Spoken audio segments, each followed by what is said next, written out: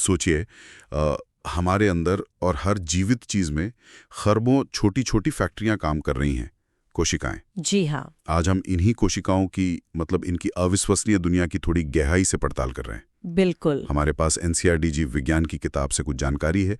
कोशिश रहेगी कि समझें कि ये जीवन का सबसे छोटा कारखाना आखिर काम कैसे करता है। हाँ, और देखिए, सबसे पहली जो बड़ी समझ बनी वो थी कोशिका सिद्धांत से, कोशिका सिद्धांत था जिसने ये समझाया कि भाई हर जीव, चाहे वो कितना भी अलग दिखे, हाथी हो या कोई छोटा सा बैक्टीरिया, वो बना कोशिकाओं से ही है।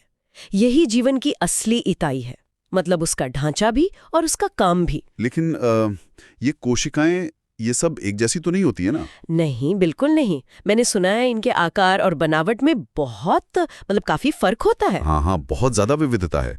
कुछ एकदम चपटी डिस्क जैसी, तो कुछ लंबे धागे की तरह। जैसे वो तंत्रिका कोशिकाएं। बिल्कुल, जैसे तंत्रिका कोशिकाएं जो संदेश ले जाती हैं, या खून की लाल कोशिकाएं, वो गोल होती हैं, छोटी सी, करीब 7 माइक्रोमीटर की। अच्छा। और अक्सर होता यह है कि उनका जो आकार है वो उनके काम से जुड़ा होता है।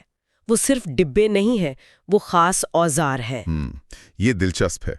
अच्छा, और ये भी सुना है कि मोटे तौर पर 2 तरह की कोशिकाएं होती हैं, कुछ प्रोकारियोटिक और यूकारियोटिक। जी। इनमें मुख्य अंतर क्या है? देखिए, सबसे बड़ा अंतर है, एक कह सकते हैं व्यवस्थित कंट्रोल रूम का। Control room. हाँ, जिसे हम केंद्रक या न्यूक्लियस कहते हैं।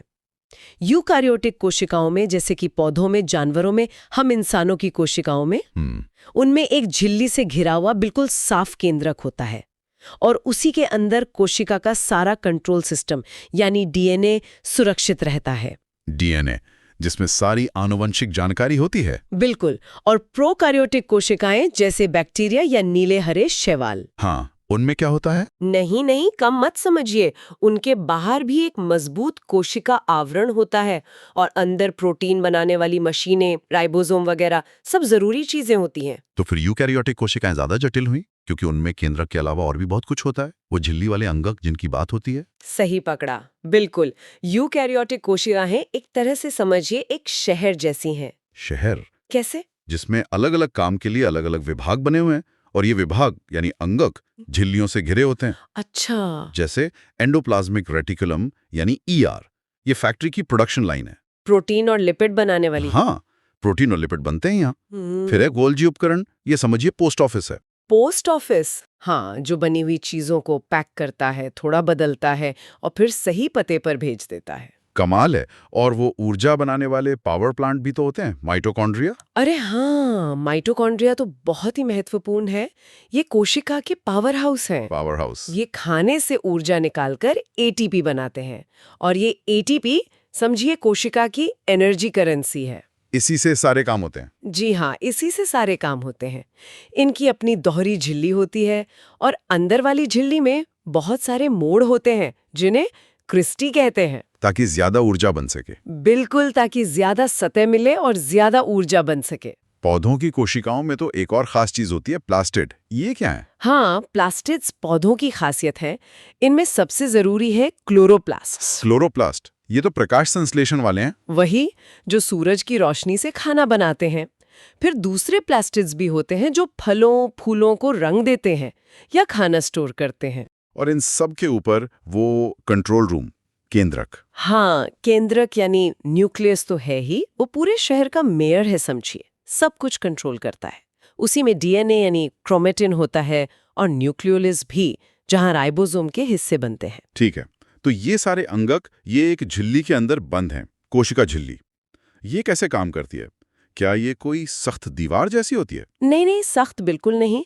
सिंगर और निकोलसन ने एक मॉडल दिया था, fluid mosaic model. Fluid mosaic model, हाँ सुना है। हाँ, तो ये मॉडल बताता है कि झिल्ली जो है वो असल में तेल जैसी चीज, फॉस्फोलिपिड, उसकी 2 परतों की बनी है। तेल जैसी? हाँ, और उसमें प्रोटीन के अणु वो इधर उधर तैरते रहते हैं, जैसे किसी तरल में मोज़ेक के टुकड़े तैर रहे हों। इसीलिए फ्लूइड मोज़ेक। हाँ, मतलब तरल भी और उसमें टुकड़े भी। बिल्कुल। और इसका ये फ्लूइड यानी तरल होना बहुत जरूरी है। जरूरी क्यों है? क्योंकि इसी वजह से कोशिकाएं बढ़ सकती हैं, अपना आकार बदल सकती हैं, विभाजित हो सकती हैं।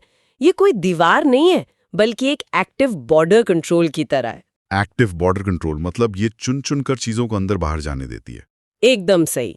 इसी को कहते हैं चयनात्मक पारगम्यता, सिलेक्टिवली परमिएबल। अच्छा। कुछ छोटी मोटी चीजें जैसे ऑक्सीजन, कार्बन डाइऑक्साइड, वो तो बिना रोक टोक, बिना ऊर्जा खर्च किए जहां ज्यादा हो वहां से कम की तरफ अपने आप चली जाती हैं। इसे निष्क्रिय परिवहन कहते हैं, पैसिव ट्रांसपोर्ट। हाँ, पैसिव ट्रांसपोर्ट। जैसे पानी का ऑस्मोसिस से आना जाना भी पैसिव है, कोई ऊर्जा नहीं लगती। और अगर किसी चीज को कम वाली जगह से ज्यादा वाली जगह भेजना हो, मतलब बहाव की उल्टी तरफ। हाँ, अगर सांद्रता के विरुद्ध जाना हो तब कोशिका को अपनी ऊर्जा खर्च करनी पड़ती है, एटीपी लगता है। अच्छा, तब ऊर्जा लगेगी। जी, इसे कहते हैं सक्रिय परिवहन या एक्टिव ट्रांसपोर्ट। जैसे सोडियम पोटेशियम पंप है, वो आयनों को अंदर बाहर करने के लिए लगातार एटीपी खर्च करता रहता है। बाप रे, मतलब एक नन्ही सी कोशिका के अंदर इतना सब कुछ चल रहा है। ऊर्जा बन रही है, सामान बन रहा है, पैकिंग हो रही है, ट्रांसपोर्ट हो रहा है, और एक स्मार्ट गेटकीपर सब कंट्रोल कर रहा है। हाँ, ये वाकई में कमाल की मशीनरी है। कोशिकाएं चाहे वो सरल प्रोकैरियोटिक हो या जटिल यूकैरियोटिक, जीवन की सबसे बुनियादी और अद्भुत इकाइयां हैं। हर एक में जीवन को चलाने की पूरी व्यवस्था मौजूद है। तो आज हमने कोशिका की इस अंदरूनी दुनिया की एक छोटी सी झलक देखी, पर यहाँ एक सवाल मेरे मन में आ रहा है हाँ, पूछिए। कि ये जो अलग अलग छोटे छोटे पुर्जे हैं, माइटोकॉन्ड्रिया, न्यूक्लियस, झिल्ली और बाकी सब, ये सब मिलकर पाचन या सोचना या मांसपेशियों का हिलना, इतनी बड़ी बड़ी चीजें कैसे संभव बनाते हैं? मतलब इतने छोटे स्तर का तालमेल इतने बड़े और जटिल नतीजों को कैसे जन्म दे पाता है? ये एक बहुत ही गहरा और मौलिक सवाल है। असल में जीव विज्ञान की एक पूरी शाखा, जिसे रिडक्शनिस्ट बायोलॉजी कहते हैं, वो इसी पहेली को सुलझाने की कोशिश करती है। अच्छा। कि कैसे ये आणविक स्तर की मशीनें, ये अंगक, ये अणु एक साथ इतने सटीक तरीके से काम करते हैं कि एक पूरा जीव चल पाता है, सोच पाता है, महसूस कर पाता है। ये सोचना ही हैरान करता है। हाँ, ये सोचना वाकई हैरान करता है कि जीवन इतने छोटे पैमाने पर कितना ज्यादा व्यवस्थित और समन्वित है। शायद इसी समन्वय में, इसी तालमेल में जीवन का असली रहस्य छिपा है।